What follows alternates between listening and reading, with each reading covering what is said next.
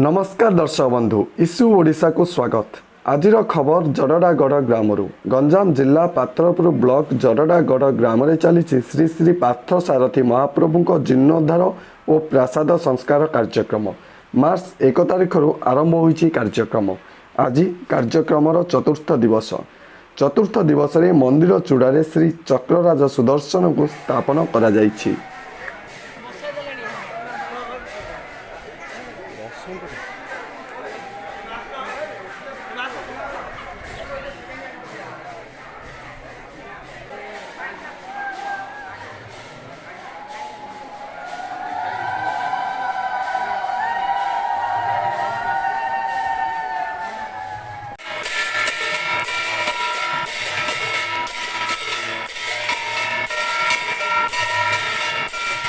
मार्च 1 रु आरंभ होइतिला कार्यक्रम। प्रथम दिवसर कार्यक्रम थिला जलयात्रा और अंकुरारोपण। श्रद्धालु माने एक कलश शोभायात्रा रे सुवर्णपुर दे बही जाउथिबा नदी पवित्र जल आनी यज्ञ स्थल रे स्थापन करिथिले।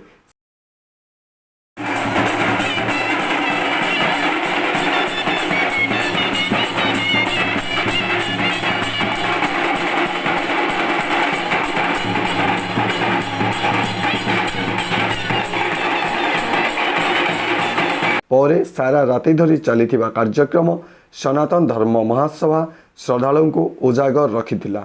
धर्म महासभा रे आरती कार्यक्रम आकर्षणीय होइथिला।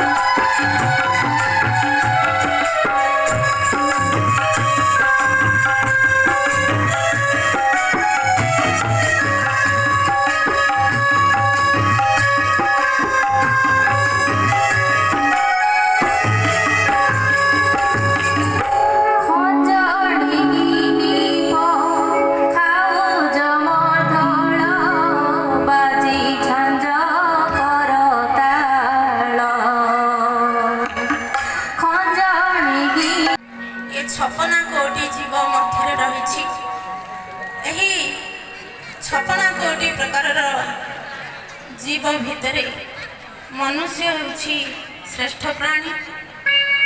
द्वितीय और तृतीय दिवस रे आयोजित होइतिला अन्य एक दृष्टिबाधित भजन समारोह और प्रवचक बसंत पंडा प्रवचन।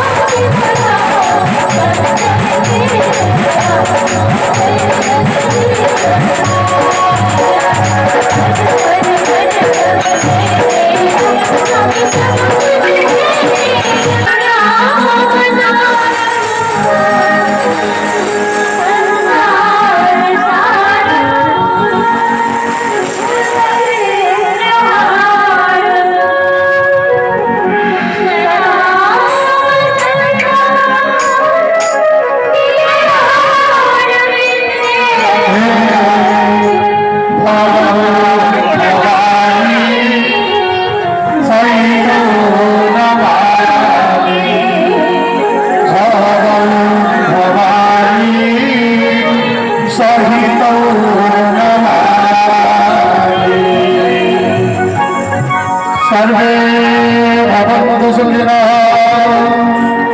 सर्वे सन्तु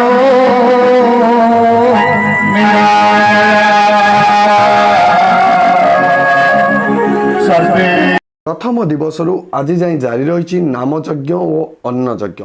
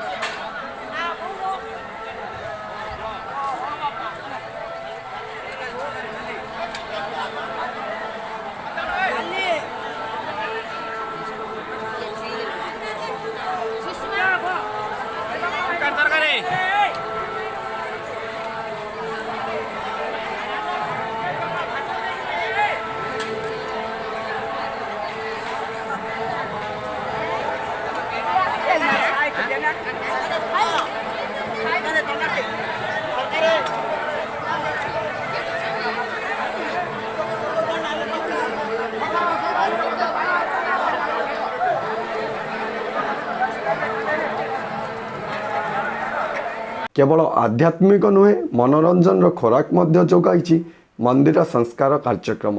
रामदोली ब्रेक डांस मजा नेउछंती श्रद्धालु। विभिन्न पसरा बोली खेलना किणुचंती, भली कि भली खाद्य टेस्ट करुछंती।